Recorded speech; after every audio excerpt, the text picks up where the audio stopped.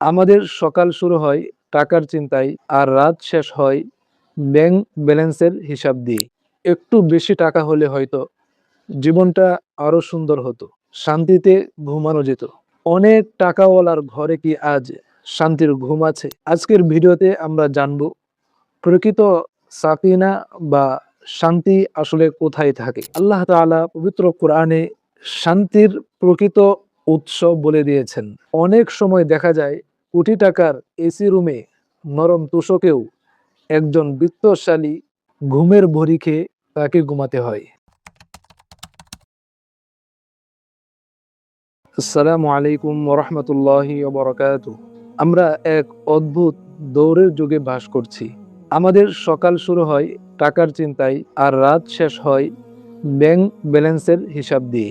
আমরা ভাবি একটু বেশি টাকা হলে হয়তো জীবনটা আরো সুন্দর হতো, একটু বড় বাড়ি হলে হয়তো শান্তিতে ঘুমানো যেত। কিন্তু বাস্তবতা কি বলছে? অনেক টাকাওয়ালার ঘরে কি আজ শান্তির ঘুম আছে? আজকের ভিডিওতে আমরা জানবো প্রকৃত সাকিনা বা শান্তি আসলে কোথায় থাকে।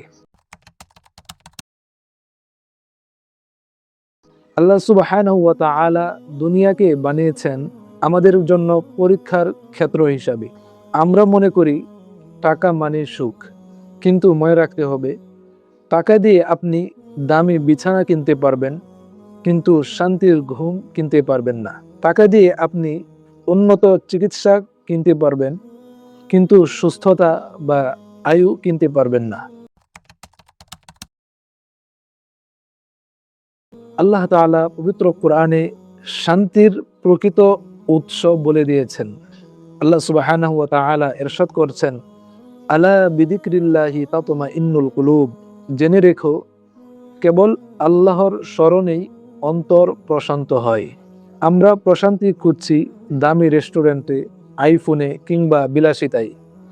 অথচ প্রশান্তির মালিক আল্লাহ তাআলা আমাদের বলছেন শান্তি বা মানসিক প্রশান্তি হচ্ছে তার স্মরণে। একটি ছোট উদাহরণ দেই। একজন রিক্সা চালক সারাদিন হাড় ভাঙ্গা খাটুনি খেটে ডাল ভাত খেয়ে ফুটপাতে ছোট ঘরে যেমন গভীর ঘুমে আচ্ছন্ন থাকেন, অনেক সময় দেখা যায় কোটি টাকার এসি রুমে নরম তোষকেও একজন বিত্তশালী ঘুমের ভরি খেয়ে তাকে ঘুমাতে হয়। এর মানে কি? শান্তি টাকার অঙ্কে নয়, শান্তি হলো আল্লাহর পক্ষ থেকে আসা একটি নিয়ামত। টাকা থাকা সত্ত্বেও আমরা কেন অশান্ত? আমরা কেন মানসিক প্রশান্তি খুঁজে পাচ্ছি না? এর প্রধান কারণ তিনটি।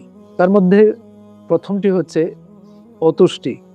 যা আছে তাতে সন্তুষ্ট না হয়ে সবসময় আরও লাগবে, এই নেশায় মত্ত থাকা। দ্বিতীয়টি হচ্ছে হারাম উপার্জন। যখন উপার্জনে সুদের বা ঘুষের ছোঁয়া লাগে, তখন সেই টাকা দিয়ে ভোগ করা যায়, কিন্তু মনের শান্তি পাওয়া যায় না। ৩ নাম্বার হচ্ছে পরকালকে ভুলে যাওয়া। আমরা যখন দুনিয়াকে চিরস্থায়ী আভাস মনে করি, তখন সামান্য ক্ষতিতেই আমরা ভেঙে পড়ি। যদি প্রকৃত শান্তি পেতে চান, তবে ৩টি কাজ করতে হবে। প্রথমটি হচ্ছে বেশি বেশি আল্লাহর শুকরিয়া আদায় করা। আপনার নিচে যারা আছে তাদের দিকে তাকান। আল্লাহ তাআলা আপনাকে যা দিয়েছেন তার জন্য আলহামদুলিল্লাহ বলতে শিখুন। দ্বিতীয়টি হচ্ছে রিজিকের পবিত্রতা। উপার্জনকে হালাল রাখুন। অল্প হালাল রিজিকে যে বরকত আছে, কোটি টাকার হারামে তা নেই। তৃতীয় নম্বরে যা করবেন তা হচ্ছে সেজদায় লুটিয়ে পড়ুন। যখনই মন অস্থির হবে, অন্তরে মানসিক শান্তি খুঁজে পাবেন না, তখন জায়নামাজে দাঁড়িয়ে যান। আপনার মালিকের কাছে আপনার মনের কথা খুলে বলুন। বিশ্বাস করুন, সেজদার ওই মুহূর্তগুলো আপনার হৃদয়ে যে শীতলতা বা শান্তি এনে দিবে, তা পৃথিবীর কোনো ধন সম্পদ তা দিতে পারবে না। পরিশেষে বলবো, টাকা জীবনের জন্য প্রয়োজন, কিন্তু টাকা জীবনের লক্ষ্য হওয়া উচিত নয়। টাকা হাতের তালুতে রাখতে হবে, হৃদয়ে নয়। হৃদয়টা শুধু রবের জন্য রাখতে হবে। তাহলে দেখবেন অল্প টাকাতেও আপনার জীবন শান্তিতে ভরে গেছে। অন্তরে মানসিক শান্তি অনুভব করতে পারবেন। আজকের এই আলোচনা যদি আপনার ভালো লেগে থাকে তবে এটি অন্যদের কাছে শেয়ার করে দিন। আপনার একটি শেয়ার হয়তো কোনো অশান্ত হৃদয়ে প্রশান্তি এনে দিতে পারে। পরবর্তী আলোচনার জন্য আমাদের সাথেই থাকুন।